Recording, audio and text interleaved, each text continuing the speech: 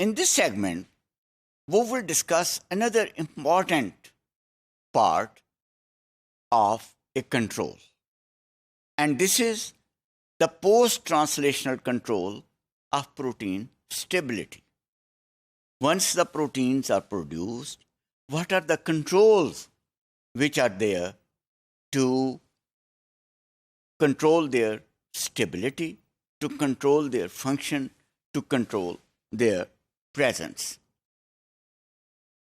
Now, we know that a cell must possess mechanism to control the length of time for which specific protein they survive once they are fully functional. Now, the proteins like enzymes and other proteins, once they are produced, they are fully functional, then the cell must also keep an eye on them, that how long they can be there, how long they can have those specific proteins should function or remain in the cell. Now, then important part in this process which they play is a proteasomes. Now, what proteasomes do?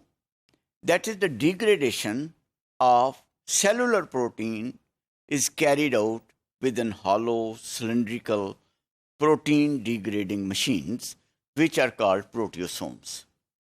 So, they, as a matter of fact, degrade those proteins which are there, and they are found in both the nucleus as well as in the cytosol of the cell. You see, because in the nucleus there are important proteins, and at the same time in the cytosol there are proteins which are present, so they should be present in there, so the unlikely or unwanted protein, they can be degraded.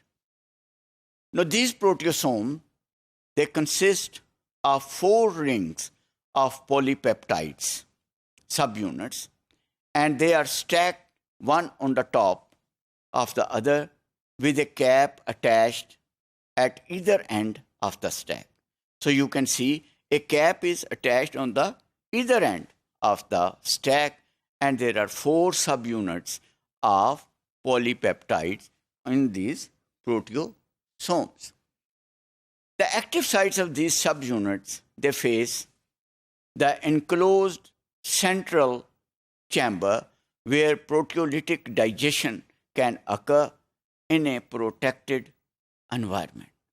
So, in a protected environment, these subunits, they are enclosed toward the central chamber, which is the center of these proteasomes, and here the digestion can occur. Now, proteasome digest proteins that have been specially selected and marked for destruction.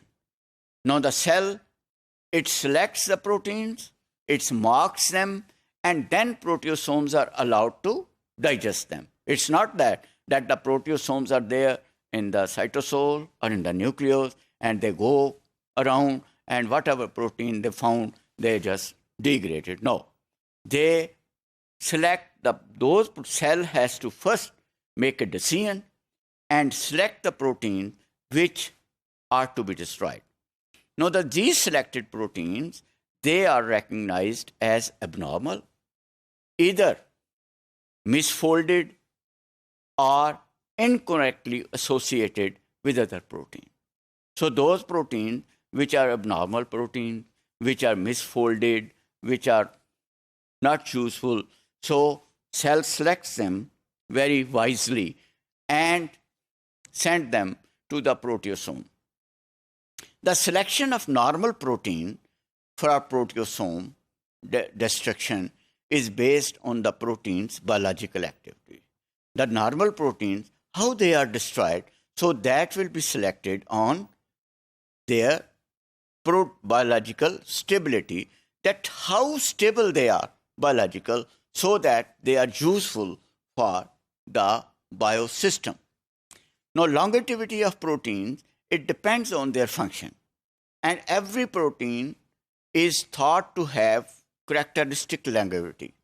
For example, some protein molecules, such as the enzyme of glycolysis, metabolic, or the globin molecules of an erythrocyte, are present for days to weeks, because these are the metabolic processes and they are non-regulatory enzymes which are there. Other proteins that are required for specific fleeting activity, such as regulatory protein that initiate DNA replication or trigger the cell division, that may survive only for a few minutes.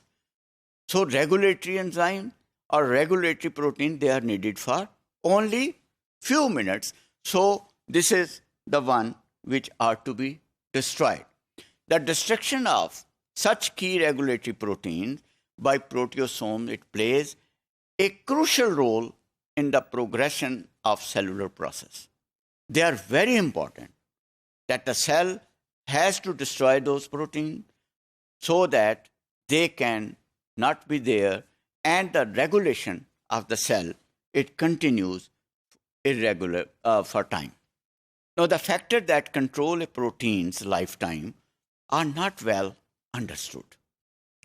One of the, as we have described earlier, that we know that some of the glycolysis protein or the regulatory protein, they can be there for a long time, but the controlling protein which control the nucleus or DNA synthesis, extra, they have to be destroyed. One of the determinants is the specific amino acid that resides at the end terminal of a polypeptide chain. So one, although there are many factors, but one is a specific amino acid residing at a terminal polypeptide chain helps the cell to decide that which protein is to be destroyed, and the polypeptide that terminates in arginine or lysine, for example, are typically short-lived. We have seen that the polypeptide containing lysine or arginine, they are typically short-lived and marked for that. So ubiquitin helps in a protein degradation. That's another. You know, the ubiquitin means everywhere. So ubiquitin is a small 8.5 kilodalton regulatory protein that has been found in almost all tissues for eukaryotic organisms. And in this case, you can see that there is ubiquitin and the proteasomes which are there, they are dragged inside the ubiquitin and that is destroyed, that is degraded into the combining amino acid, or further degradation is there into this. Proteins are targeted for destruction by attachment of number of ubiquitin molecules. Once it is polyubiquitinated, a protein is recognized by the cap of the proteasome. The cap, it recognizes the proteasome, which removes the ubiquitin chain off and unfold the target protein using the energy which is provided by the ATP hydrolysis, and the protein is destroyed.